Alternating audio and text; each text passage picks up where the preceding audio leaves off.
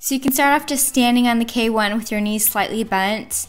Then you can lean back, and this really feels good and works out the backs of your legs and your upper back. Or you can lean forward, and this gives your upper back and your shoulders a really good stretch and workout, and also feels really good on the backs of the legs. Now I'm going to be leaning forward and putting a little bit of pressure on the handle, pulling my abs in. So this is like a standing abs exercise, and also works the fronts of your legs really well. And then you can do a calf raise, and any of these exercises can be done barefoot or with shoes on.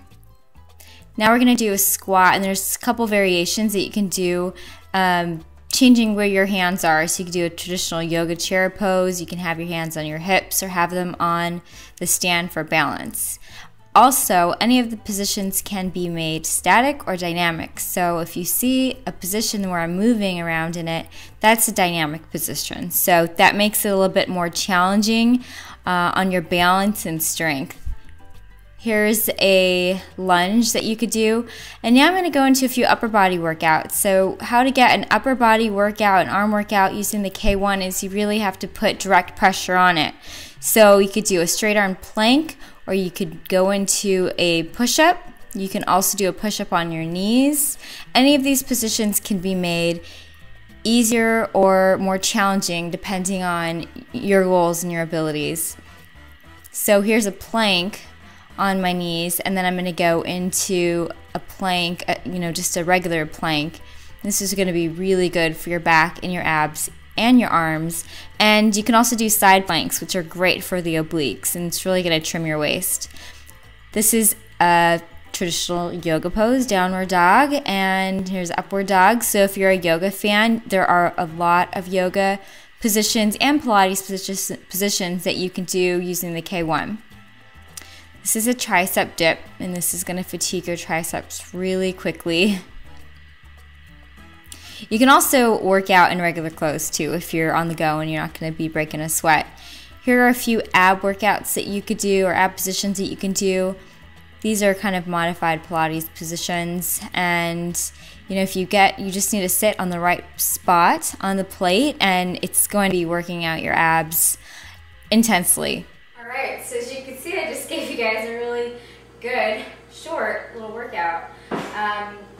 Now the 4 variables that you can play with in the Noblerex K-1 are the frequency, the duration, the amplitude, and the exercise pose. So by frequency, I mean what level. The K-1 goes on a level 1 through 10, meaning it goes 7 to 28 hertz.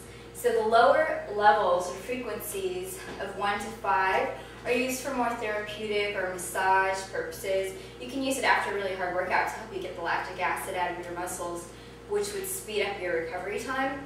Now the levels 6 to 10 are more used for training, and they're the levels that I recommend somebody in good shape to use. So I always use level 10, or I'll use an auto mode. So the Noblerex K-1 has 3 auto functions, and it's really fun because Auto 3, for instance, makes the platform rev up and down anywhere from level 1 to level 10. So it's kind of like interval training, and you don't have your muscles getting too used to a certain vibration or frequency. So you kind of go up and down, and it's fun because you don't know what's going to happen next. Now, the duration, you can do each pose. I like to use a timer here, but there is a countdown on the platform. It goes from 10 minutes to 0 minutes, and it'll stop at 0 minutes unless you up the time while you're still on the machine. I like to use a timer, and I like to do each exercise pose that I showed you anywhere from 30 seconds to 2 minutes, however long I can do it for. I really like to challenge myself and push myself so I can build strength using the Noblerex K-1, and you can do the same. Total time on this machine, it's recommended 10 minutes a day, 3 to 5 times a week for the benefits of whole body vibration, which you can read about on the website noblerexk1health.com. But if you're really looking to train yourself, you can do a little more time. Just make sure to give your muscles a 48-hour break in between intense workouts to let them recover properly. As far as the amplitude goes, so like I said, the edges of the platform rise and fall about 15 millimeters.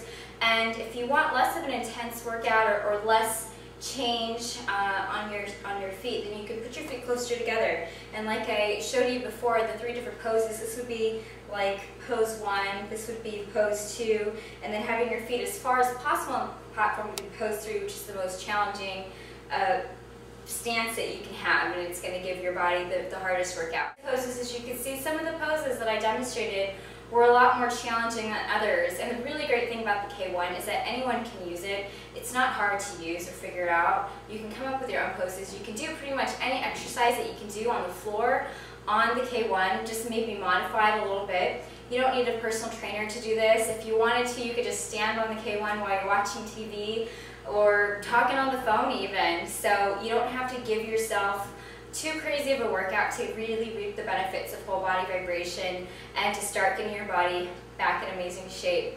And again, if you want, you can go through a variety of poses. You could do a workout one day of just kind of ab exercises and poses. You could do upper body, and then you could do lower body, and cycle that throughout the week. So there's so many options of exercises you could do. It's definitely not just standing on the machine.